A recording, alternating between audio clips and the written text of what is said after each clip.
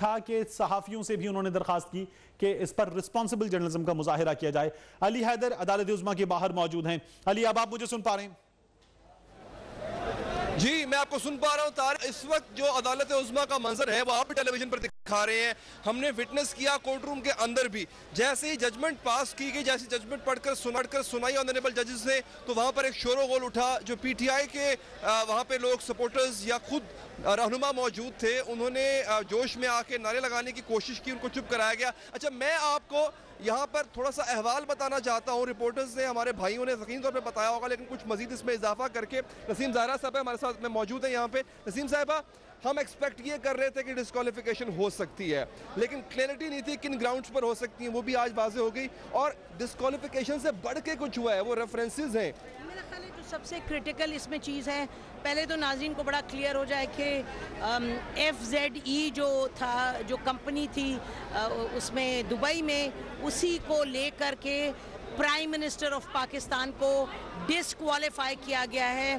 दो लॉज हैं जिसको इन्वोक करके, दो लॉज के, दो कानून के तहत उनको डिस्क्वालीफाई किया है। एक ये 62(1)F कॉन्स्टिट्यूशन में जो है आर्टिकल, और दूसरा रिप्रेजेंटेशन ऑफ पीपल एक्ट के क्लॉज से, और दोनों में कहा यह गया है कि प्राइम मिनिस्टर ने जो हक़ाइक़ हैं वो छुपाए हैं कौम से।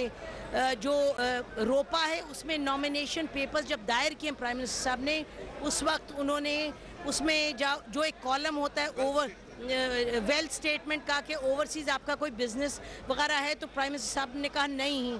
हालांकि FZE जो कंपनी है उसमें इनके शेयर्स थे और ये उसमें एक जॉब उनकी थी, तो इस वजह से ये लेके एक वेरी स्पेसिफिक, जिसका एविडेंस भी कोर्ट के पास था और जिसमें कोर्ट को ज़रूर समझ आई कि ट्रायल की ज़रूरत नहीं है, इसमें ये ओपन एंड शट केस है FZE वाला, तो वो लेके रिप्रेजेंटेशन एक्ट, और ये फिर उनका 62(1)F के तहत डिसऑनेस्ट, प्राइम मिनिस्टर सादिक नहीं रहे, उन्होंने सही बात नहीं की, इस वजह से उनको कर दिया डिस्क्वालीफाई। तो इसमें फिर अगली बात जो है वो नैब का रेफरेंस भी है। नाज़रीन, मैं नसीम साहबा से भी बात करूंगा। नसीम साहबा, नैब का रेफरेंस, और वो सिर्फ मियां नवाज शरीफ साहब के नहीं, उनके बच्चों मरियम सफदर, हुसैन नवाज, हसन नवाज, और यहाँ तक के उनके शौहर कैप्टन सफदर के खिलाफ भी जो है वो रेफरेंस की बात की गई है। अच्छा, ये अली अहम है कि रेफरेंस की बात की गई और इसहाक डार साहब की भी रेफरेंस की बात की गई है,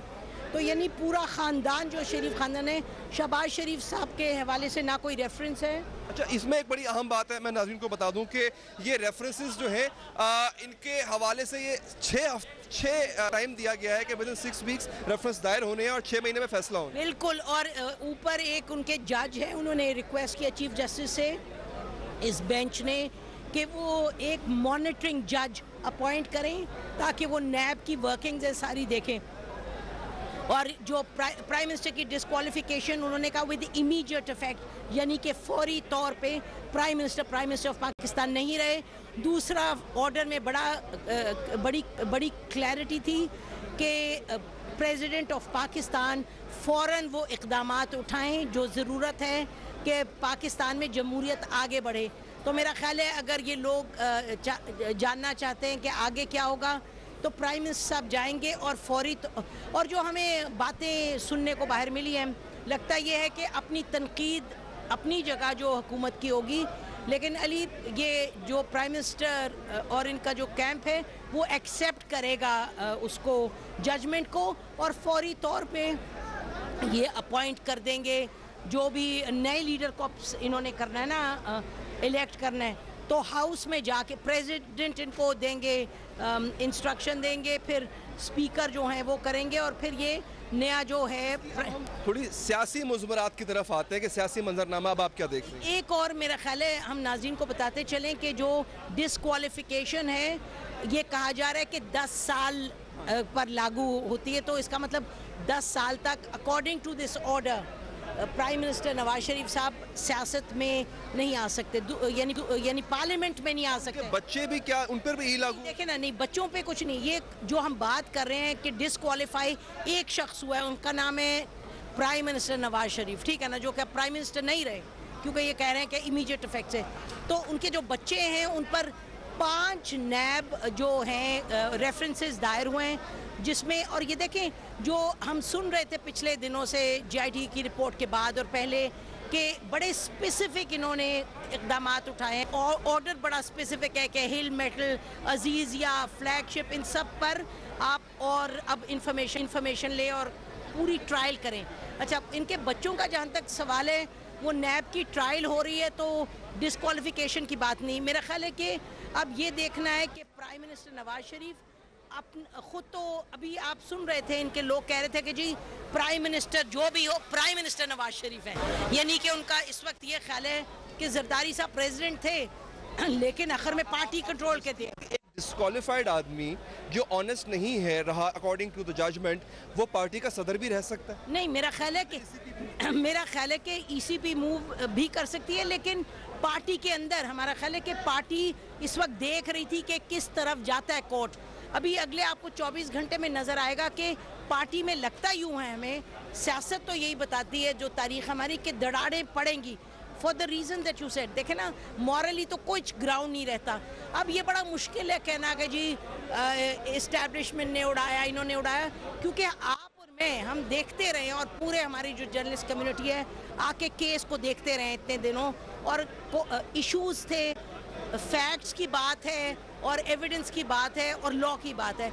उसमें तो बड़ा क्लियर हो गया अली कि ये प्राइम मिनिस्टर नवाज शरीफ पर इतने सवालात उठे, उनको डिस्क्वालीफाई करना पड़े ओपन एंड शॉर्ट। अच्छा, अब इनकी तरफ से आप देख रहे हैं कि जो बयानियाँ शुरू हुआ ना, वो कह रहे हैं कि जी प्राइम मिनिस्टर ने तो कोई करप्शन नहीं की हुकूमत के दौरान और ये वो, लेकिन बड़ी क्लियरली आपको मालूम है नॉमिनेशन पेपर्स में अगर आप गलत बयानी करें तो पिछले कुछ सालों में बहुत से प्रेसिडेंट्स हैं जो यकीनन आपकी रिसर्च टीम निकाल के आपको देगी। केस था भी नहीं, केस करप्शन का नहीं था।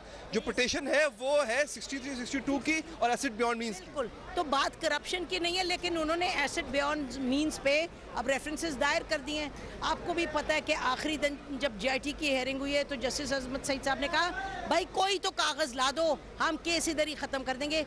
तो ये नहीं कि वो तो चलेंगे आगे केसेस। प्राइम मिनिस्टर साहब को डिस्क्वालीफाई किया है, और मैं फिर रिपीट करती हूँ कि बहुत से हमने देखे केसेस ऐसे डिस्क्वालिफिकेशन के, विद होल्डिंग इंफॉर्मेशन। एक जगह हमने देखा कि किसी वो इलेक्टेड एमएनए ने शायद अपनी अपना जो 2 कनाल या कुछ ज़मीन थी वो नहीं उन्होंने की, उसमें नॉमिनेशन पेपर्स में दायर, उनको डिस्क्वालीफाई कर दिया।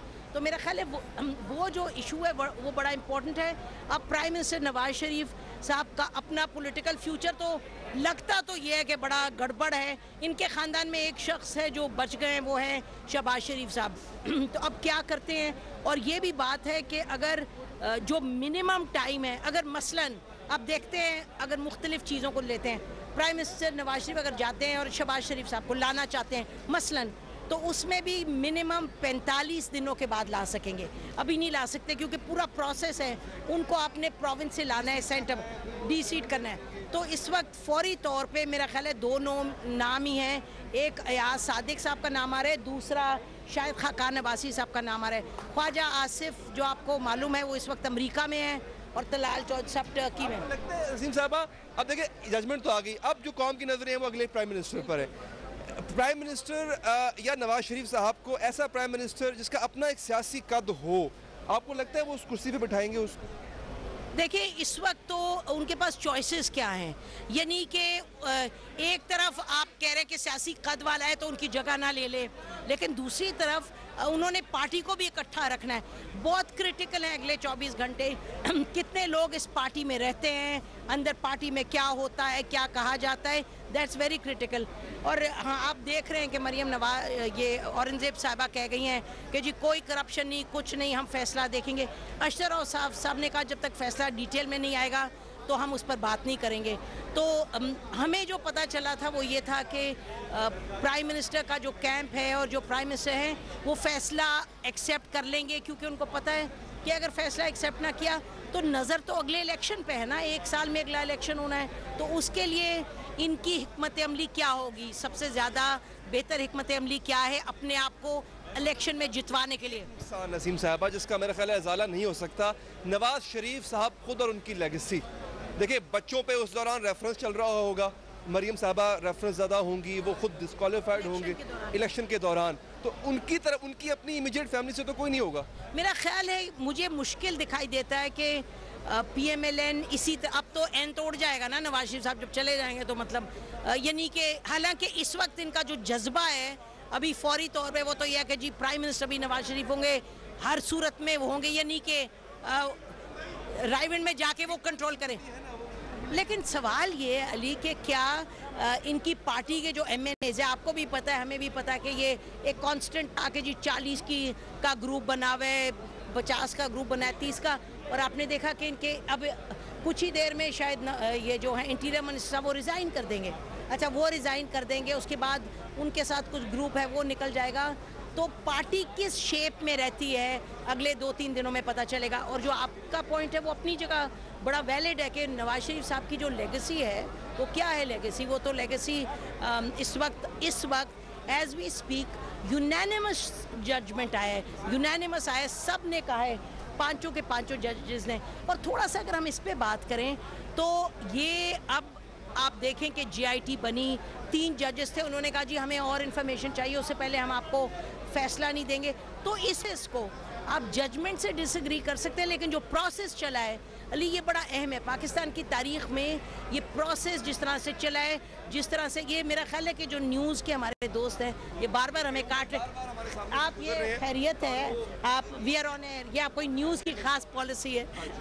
अच्छा, तो ये जो मसला है, ये मेरा ख्याल है कि इससे आप you can't take it away कि ये पाकिस्तान में जो जिस प्रोसेस से ये हम गुजरे हैं ये हमारे लिए बड़ा ही खुश आइन है। कोर्ट ने एक पूरा ट्रांसपेरेंट तरीके से हेयरिंग हुई और फिर जजेस ये नहीं थे कि सब के सब ने फ़ौरन कहा जी इनको निकालें, फिर उन्होंने कहा जी हमें और इन्फॉर्मेशन दें। GIT हुई, GIT पे 5 दिन आर्ग्यूमेंट्स होती रहीं, आपने देखा सारा।